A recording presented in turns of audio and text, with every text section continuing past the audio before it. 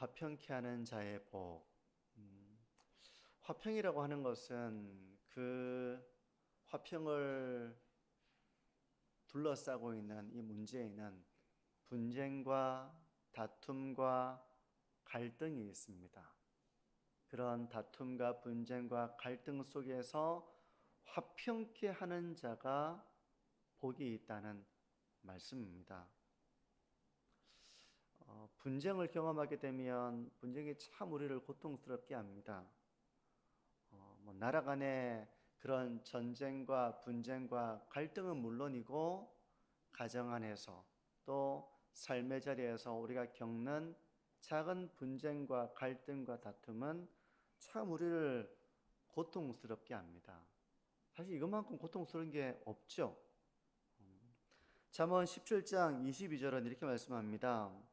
마음의 즐거움은 양약이라도 심령의 근심은 뼈를 마르게 하느니라.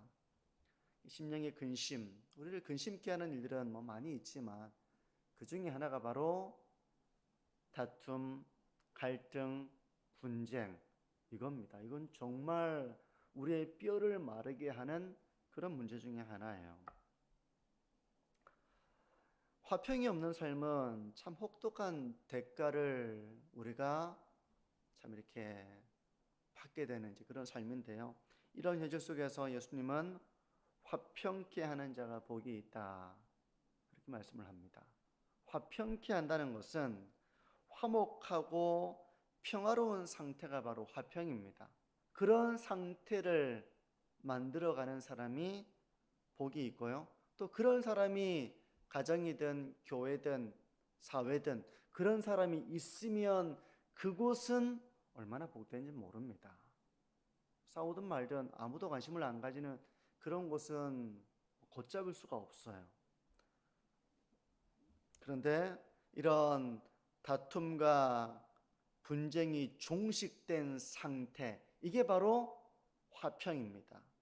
헬라어로는 화평, 평화, 화목, 평강 다 동일한 단어를 사용합니다. 헬라어로는. 근데 우리말로는 이렇게 다양하게 어떨 때는 화목으로 어떨 때는 평화로 이렇게 번역이 되지만 헬라어로는 동일한 단어를 사용하고 있어요. 분쟁과 갈등이 종식된 상태, 내 안에 있는 어떤 갈등이 종식된 상태라면 평강이라고 말할 수 있을 것이고, 나라와 나라 사이의 그런 다툼과 갈등이 종식된 상태라면 평화라고 말할 수 있을 것이고, 우리 가정 안에서 이런 다툼이 종식된 상태라면 화목이라고 말할 수 있을 것이고, 그때마다 이런 우리가 선택하는 단어는 차이가 있지만 헬라어로는 동일하게 에이레네라고 하는 단어를 사용하고 있습니다. 여러분, 세상은 화평하지 못합니다. 대부분 화평하지 못합니다. 우리가 살아가는 세상을 보면 화평을 이루고 있는 것을 찾아보기가 쉽지 않습니다. 멀리 있으니까 우리가 희미하게 보이니까 다 평화롭게 보이지만 사실 그 안으로 들어가 보면 아등바등하고 갈등하고 하는 일들이 있는 것이죠. 가진 사람과 가지지 못한 사람 사이에도 이런 다툼과 갈등이 있습니다. 법이라고 하는 것은 항상 어떤 하나의 법을 제정할 때 그 법이 유리한 사람도 있고 불리한 사람도 있거든요. 그러니까 이 법이라고 하는 것이 누구에게 유리하냐, 약한 사람에게 더 이런 혜택이 돌아가는 법이냐, 아니면 가진 자에게 더 유리한 법이냐. 고용자와 노동자도 가진 자와 가지지 못한 이런 관계의 하나의 부분이라고 말할 수 있겠죠. 회사는 좀 더 임금을 작게 주려고 하고, 노동자는 더 많은 임금을 요구하고, 회사가 얻는 그런 이익이 크면 클수록 그에 합당한 이익을 요구하기도, 이런 가운데서 노사 간의 갈등도 있습니다. 어느 사회든 다 마찬가지예요. 지식인이라고 해서 지식인이 무슨 이런 갈등이 있겠나? 그 정도 배운 사람이 합리적으로 다 해결해 나가지라고 생각할지도 모르지만 똑같죠. 학교의 교수 사회든 의료계의 의사 안에 있는 의료계에 종사하는 사람이든 그 가운데는 다 다툼과 갈등과 분쟁이 다 존재합니다. 이런 다툼과 갈등과 분쟁은 마치 이렇게 불씨와 같아요. 여러분, 다툼이 있는 곳은 불씨가 있으면 그 작은 불씨일 때 이걸 꺼야 되는데 그걸 끄지 못하면 그냥 다 태워나가거든요. 분쟁과 다툼과 갈등이 참 그렇게 무서운 것입니다. 그러면 왜 이렇게 화평하지 못할까요? 화평하면 좋잖아요. 근데 왜 화평하지 못하는 겁니까? 화평을 방해하는 그런 요인들에는 여러 가지가 있습니다. 한 세 가지로 간단하게 좀 정리를 해보자면, 첫 번째는 자기 사랑 때문에 우리가 화평하지 못하는 것입니다. 자기만 생각하고 자기의 이기적인 이런 생각과 욕심을 앞세우고 그러면 그것은 화평이 깨어지게 됩니다. 자기를 사랑하는 사람은 건전하게 자기를 사랑하지 않고 아주 이기적으로 자기 사랑에 빠져 있는 이런 사람은 항상 자기의 유익과 자기의 이익을 앞세우기 때문에 그곳에 다툼과 갈등이 일어나는 것입니다. 또 화평을 방해하는 것에는 교만이 있습니다. 교만. 잠언 13장 10절은 이렇게 말씀합니다. 교만에서는 다툼만 일어날 뿐이라, 이런 말씀이 있어요. 다툼만 일어나는 곳은 결국 가보면 교만이 있다는 것입니다. 교만. 교만한 사람의 특징은 자기가 남보다 낫다고 여기는 겁니다. 자기가 낫다고 여기는 거야. 다른 사람들이 나를 인정해 줘야 돼요. 자기가 나으니까.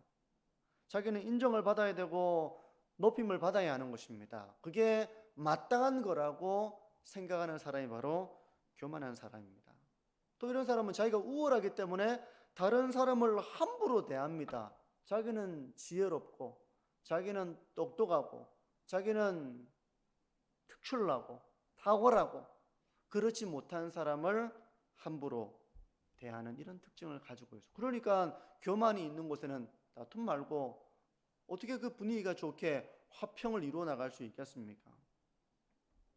다른 사람이 칭찬받은 일을 하면 교만한 사람은 그 사람을 깎아내립니다. 자기가 탁월하니까.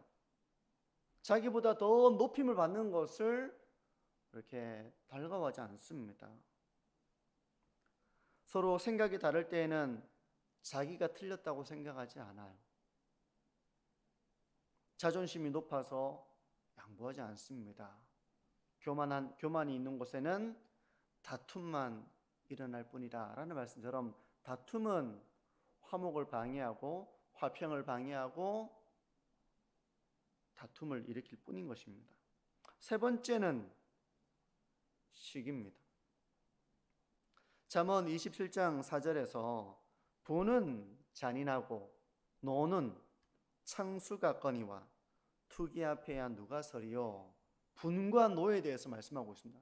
분과 노. 분노는 아주 잔인하고 범람하는 창수 같지만 홍수와 같은 그런 파괴력을 가지고 있지만 투기 앞에는 결코 설 수 없다는 것입니다.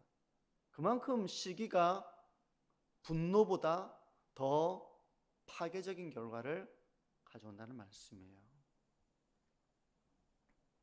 우리는 보통 분노가 파괴적이지 시기는 뭐 그렇게 파괴적이지 않다고 생각하는 경향이 있을 겁니다. 분노는 아주 파괴적이잖아요. 누군가 한마디 막 분노를 해버리면 금방 분위기가 급냉합니다. 차가워지고 막 싸늘해지고 불안해지고, 분노라고 하는 것은 완전 뭐 아주 잔인하고 창수처럼 모든 걸 삼켜버리고 맙니다. 거기에 비해서 시기는 뭐 눈으로 드러나지 않잖아. 시기는 외적으로 분노가 표출되는 데 반해서 시기는 외적으로 이렇게 분노처럼 표출되지는 않습니다. 그런데 시기를 품고 있으면 결코 화평하지 못하는 것입니다. 그런 시기는 미움으로, 분쟁과 다툼으로 그것을 이렇게 분열시키고 쪼개어버리고 마는 것이죠. 이런 세상 속에서 우리 그리스도인들은 화평케 하는 자로 부름을 받았습니다. 우리 성도님들의 가정은 화목한 것이 되어야 합니다. 우리가 화목케 하는 자로 부름을 받았는데 가정도 화목하게 세우지를 못한다, 교회도 화목하게 세우지 못한다, 우리 자격 박탈인 겁니다. 왜냐하면 하나님이 우리를 화평케 하는 자로 부르셨기 때문에 그래요. 로마서 12장 18절은 이렇게 말씀합니다. 할 수 있거든 너희로서는 모든 사람과 더불어 화목하라. 할 수 있다면 모든 사람과 화목하라는 겁니다. 이 모든 사람에는 되게 친절한 사람도 있고 배려심이 많은 사람도 있고 하지만 그렇지 못한 사람도 있거든요. 하지만 모든 사람과 화목하라고 성경은 말씀하고 있습니다. 우리는 화목하고 화목케 하는 자로 부름을 받은 거예요. 근데 이런 우리가 가정도 화목하게 하지 못하고 교회조차도 화목하게 하지 못한다면 그는 우리가 하나님의 자녀로서의 그 자격을 이렇게 그 자격에 합당하지 못한 모습이 되는 것이죠. 화평케 하는 자에게 주님은 복이 있다고 말씀하는데 그 복이 무엇이라고 말씀합니까? 하나님의 아들이라 일컬음을 받을 것이다, 그렇게 말씀을 하고 있습니다. 화평케 하는 자에게는 하나님의 아들이라 일컬음을 받는다는 것입니다. 하나님의 아들로 일컬음을 받는다라고 하는 것은 하나님께 존귀한 자로 여김을 받는다. 아들이라고 하는 것은 얼마나 귀합니까? 이제 아들이라고 하는 것은 자식을 대표하는 이제 그런 단어죠. 부모에게 아들이든 딸이든 자식은 얼마나 귀합니까? 다른 그 무엇으로도 비교할 수 없을 정도로 귀한 존재들입니다. 그런데 화평케 하는 자는 바로 하나님으로부터 이런 존귀한 자로 여김을 받는다는 거예요. 존귀한 아들로서 이렇게 하나님의 사랑과 하나님의 이런 특별한 그런 사랑을 받는 그런 존재로 여김을 받는다는 것입니다. 오늘 말씀은 이렇게 좀 정리가 되는데요. 한번 오늘 말씀을 통해서 우리의 삶을 한번 돌아보시죠. 나는 화평케 하는 자의 삶을 살아가고 있는가? 그리고 우리 모든 사회는 다툼과 갈등과 분쟁이 일어나기가 쉽습니다. 우리가 다 타락한 본성을 가지고 있고 성령이 내주하심으로 우리가 그런 성령의 인도를 받지만 세상 같은 경우는 어떻습니까? 타락한 본성으로 살아가니 그곳에 어떻게 평화가 있겠습니까? 어떻게 화평이 깃들 수 있겠습니까? 우리는 이렇게 화평케 하는 자로서 살아가고 있는가? 분쟁이 생길 때 그런 분쟁의 곳에 그 불씨와 같은 것이 모든 것을 태우려고 하는 그런 위험으로 나타날 때 화평케 하는 이 역할들을 감당하고 있는지 자기의 모습을 돌아보시기를 바랍니다. 여러분, 우리가 화평케 하는 자가 되려면 우리가 자기 사랑에 이렇게 도취되어서 자기 유익만 생각하고 자기 이익만 생각하고 그런 자기 사랑에 갇혀 있으면 우리는 화평을 이루어갈 수 없죠. 화평케 하는 자가 되기도 어렵습니다. 또한 우리가 교만한 가운데 있으면 다툼밖에 일어날 수 없습니다. 우리가 교만을 버리고 겸손하게 화평을 이루어갈 뿐만 아니라 또 지혜롭게 화평을 이루어 나가는 자의 삶을 우리가 살아가도록 부름을 받은 거예요. 또 누군가의 잘됨을 시기하고 질투한다면 화평을 이루어갈 수 없습니다. 성도 여러분, 우리가 이런 화평을 이루어 나가는 자로 부름을 받았다는 사실을 우리가 기억하기를 바랍니다. 이기심을 버리고 나보다 공동체를 생각하고 나보다 다른 사람을 더 많이 배려하는 이런 경건에 이르는 훈련을 통해서 우리는 화평을 만들어갈 수가 있는 것입니다. 영어로는 피스메이커라고 이렇게 표현을 하잖아요. 화평을 이렇게 이루어 나갈 수가 있는 것입니다. 내 안에 교만은 없는지, 시기는 없는지 자기를 돌아볼 뿐만 아니라 이런 분쟁과 다툼과 갈등이 있을 때 누구 한 사람이 지혜롭게 그곳에 그런 문제를 화평케 해주었다면 나중에는 모든 것을 태워버리는 그런 일이 일어나지 않았을 텐데, 근데 그런 일들이 일어나는 현실을 우리가 보면서 살아가고 있습니다.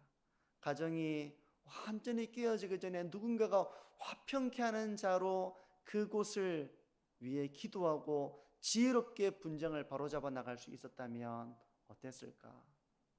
교회도 마찬가지입니다.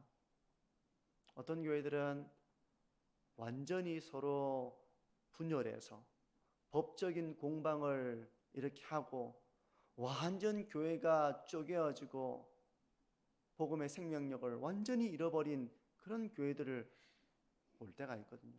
그런 지경이 오기 전에 누군가가 화평케 하는 자로서 갈등을 잡고 봉합하고 그런 다툼과 분쟁을 바로잡아 나갈 수 있었다면 얼마나 좋았을까. 나중에는 마치 이 작은 불씨가 모든 것을 태워버리고 걷잡을 수 없는 것처럼 걷잡을 수 없는 현실들이 되어 있는 그런 상황들을 볼 때면 참 안타깝습니다.